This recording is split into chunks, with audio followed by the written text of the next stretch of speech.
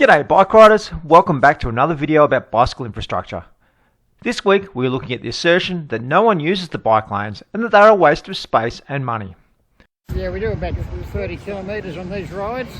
Today we're going up to the east-west link and we're on Moorabool Street right now. I'm the Bike Route Buddy, bringing you bicycle infrastructure reviews from Geelong and further afield.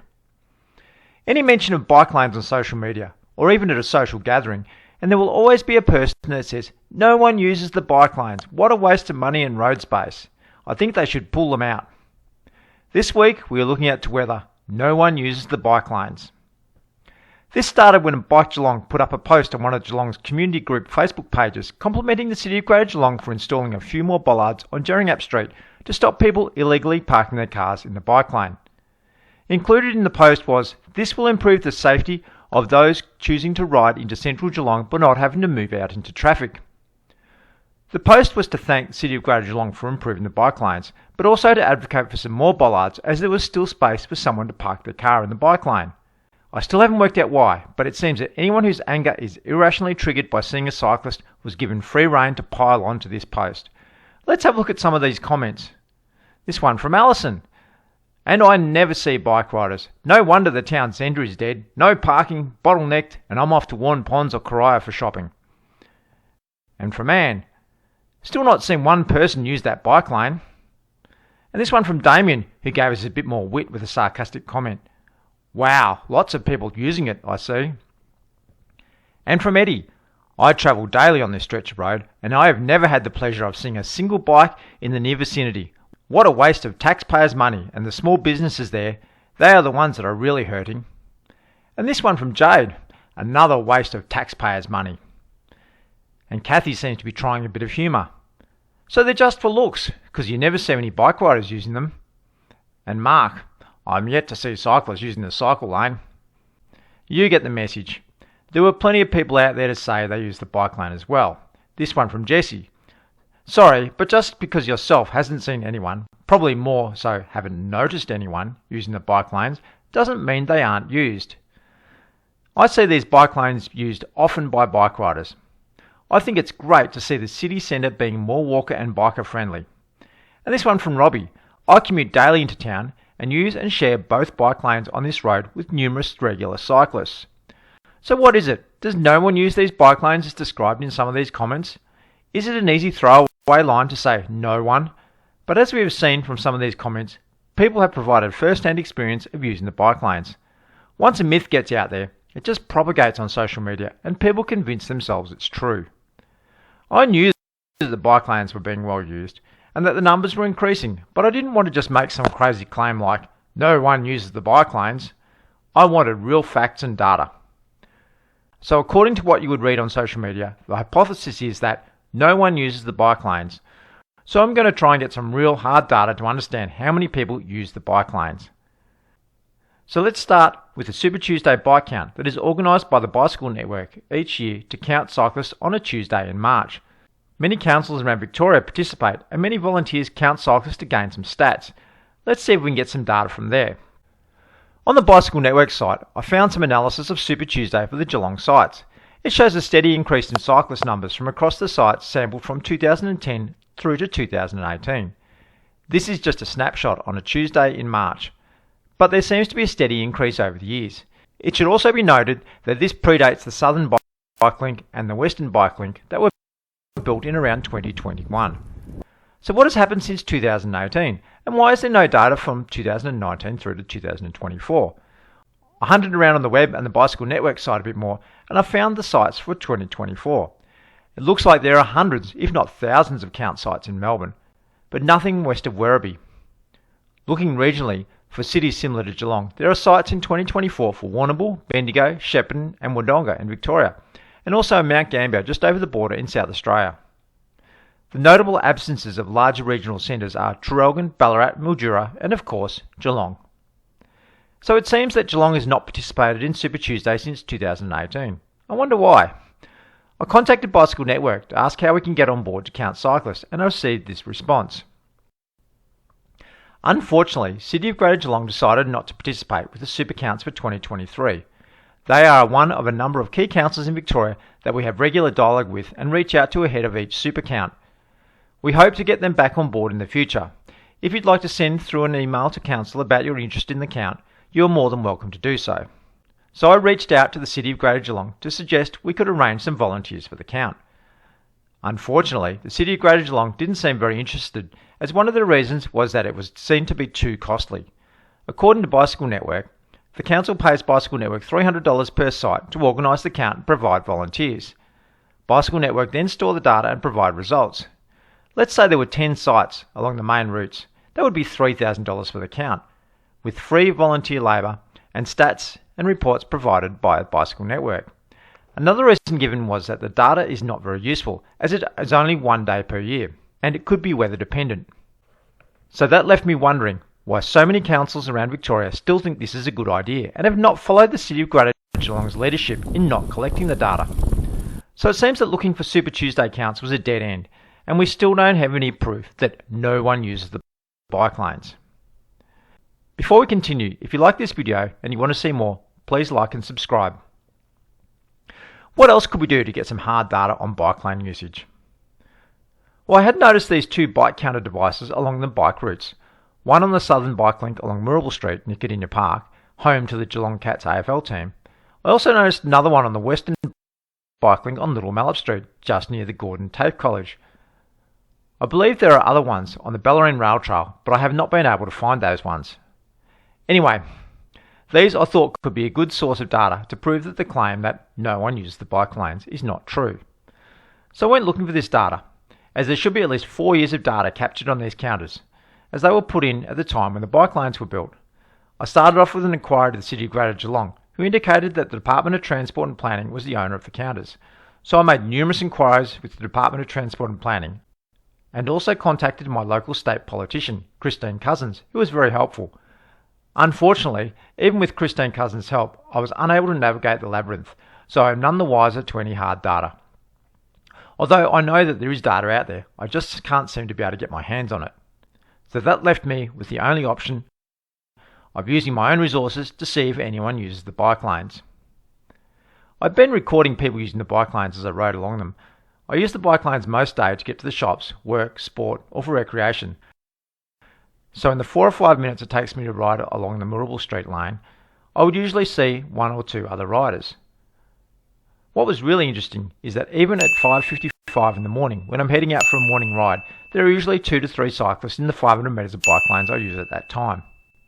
This wasn't enough evidence. I was after real data. So I went down to the Murrible Street bike lane in South Geelong on Monday 4th of November at about 9 AM for about half an hour. This was the Monday before the Melbourne Cup public holiday, which is on the Tuesday. So many people take a holiday on the Monday as well and make it a 4-day weekend. So the commuter numbers on this Monday may have been a bit lower than normal on this day. But there were still quite a few people riding along it. There was quite a wide demographic. We had cyclists coming home from long rides, groups of leisure cyclists and commuters on their way to work. Most bike types were also well represented, with road bikes, e-bikes, commuter bikes and the occasional mountain bike. Sure, there were plenty of people using the bike lanes at that time, but how often do they use them? I asked a few people how often they rode along here, and the responses varied from between a few times a week to every day. How often do you use the bike lane along here? I use it about 2 or 3 times a week when I'm returning from my bike ride. Yeah, I am a commuter cyclist. I do it probably 2 to 3 days a week from Grovedale into town. G'day, I saw you riding along the bike lane this morning. How often do you use the bike lane into Geelong? Yeah, mostly at least three times a week. I use it every day for going to the gym around the city, and yeah, it's really good. It's amazing here. How often do you use the bike lanes along here? Along here every day to work. I work at the hospital, so yeah, every day pretty much, Monday to Friday. Hey, how often do you use the bike lanes along here? Every week. The reasons also varied for work and also going to a destination. So just in that half an hour, I saw quite a few people that had left their car at home and were commuting by bike, reducing road congestion and improving their health. Let's hear a bit of what some of these members of the public had to say about the bike lanes. It definitely makes it safer because you're away from the traffic. So I always use this lane because it gets you off the road, so it's really good. Yeah, and has the bike lane changed the way you've been able to commute into town? Yeah, it's been really good. I really like it. It's just been easier for me to move around the city. Has the bike lane along here improved cycling through this part of Geelong, getting from the river to the town? Absolutely it has. What message would you give to the councillors? Just to, put in more bike lanes, I guess. If you had a message for the councillors, what would you say? I'd say we need some more bike lanes in some areas so that we don't have to ride on the roads. That's what I would say. So, if the argument is that no one uses the bike lanes and they should be ripped out, here is some evidence that they are regularly being used. On the same Monday morning, when I clocked all these riders in the bike lane, I had a quick peek into the Cardinia Park or GMHBA Stadium, which is home of the Geelong Cats AFL team. And there were more people in the bike lane than in the $350 million stadium at that time. There was only one person mowing the field, so as the stadium wasn't being used, to use Eddie's argument, the stadium was a waste of money and should be removed. I also checked out the swimming pool. No one was using that. This footpath also seemed to be empty, and when I went along this road, no one was using that either. Oh, and these car parks weren't being used. What a waste of money they are. Let's get rid of them as well. Very few of the facilities and infrastructure are used all the time, and the bike lanes are no exception. There are peaks and troughs at the start and at the end of the day, just like there are peaks and troughs in the numbers at the swimming pool in the summer and winter. It also got me wondering, is it that some of the people making these comments just don't see bike riders? I have drivers nearly killing me regularly, as they don't see me even when I'm using the bike lanes. This type of crash near miss is often referred to as the smidsy, or sorry mate, I didn't see you. So could this also apply to people driving, not seeing people riding in the bike lanes? In one lot of research, it was found that using eye tracking technology to monitor on-road driver behaviour, a study has found that drivers failed to notice 22% of cyclists on the road, despite being in clear view. Motorists failed to spot 4% of pedestrians crossing the road. Another study found that 15% of motorcyclists, who also suffer from smidsy, went unseen by motorists. It also found that younger drivers are worst of all, failing to spot 31% of cyclists. Other studies revealed that new research explains why cyclists can enter a driver's field of vision but still go unseen, a phenomenon known as inattentional blindness. Drivers can look straight at cyclists and still not see them, leading to dangerous or deadly encounters on the road. Michael White, from the South Australian Department of Transport, studied the smidsy and found over 65% of right-of-way violation accidents where the motorcyclist is not regarded as to blame involve a driver who somehow fails to see the motorcyclist, who should be in clear view and, indeed, frequently isn't viewed of witnesses or other road users in the area. Simons and Showbury in 1999 did a study into inattentional blindness where they had subjects viewing a 75-second video clip of two three-person teams of basketballers. One team wears white shirts and the other team wears black shirts. Each team has its own orange basketball, which they pass amongst themselves by throwing or bouncing it as they weave in and out amongst each other in the hallway. The task set for the viewing subjects is to count the number of passes between the white-shirted players. 45 seconds into the video, a woman dressed as a black gorilla enters the hallway from the left, walks through the mass of players, thumps her chest before exiting to the right. When questioned about this presence of the gorilla, about 50% of viewers did not report seeing it. Putting that into a road context, if we replace the basketballers with cars and then insert a cyclist instead of the gorilla, I wonder if 50% of the drivers wouldn't see the gorilla on a bike riding by. In other studies, a recent study out of the Australian National University asked 56 adults to examine a series of photographs depicting common roadway scenarios from the driver's point of view. Some photos were manipulated to include either a motorcycle or a taxi. Overall, the volunteers were more than twice as likely to notice the appearance of a taxi as they were to spot the motorcycle. In fact, a full 65% indicated that they didn't see the motorcycle at all. This phenomenon, a person's failed to notice an unexpected object in plain sight, is known as inattentional blindness. It's the reason why a driver might look right at you but cut you off anyway. Their eyes see you and your bike, but they don't register your presence, as if they would if you were in a car. And sometimes they hit you. That also has a name, looked but failed to see crashes, or also LBFTS crashes. Could it be that these people claiming that no one uses the bike lanes suffer from inattentional blindness and just don't see the gorilla on the bike in the bike lane? Anyway, we know that the Southern Bike Link in Geelong has really improved safety for bike riders travelling from the Barwon River to central Geelong, and has improved the transport options for anyone travelling that way. And is the bike lane along here improved the commute? It's definitely made it a lot safer because previously you didn't have that lane, and obviously you're competing with the traffic, so it is great to see, and so it makes riding a lot safer for a large portion of it. The bike infrastructure has allowed many people not experienced in cycling to access the central business district safely by bike.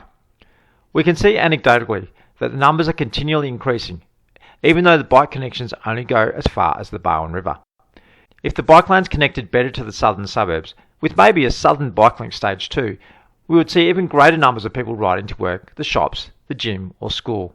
It would be great to get some real data on bike lane usage, so if there's anyone out there that can help us get access to the bike counters in Murrell Street and Little Mallow Street, let us know through the Bike Geelong Facebook page.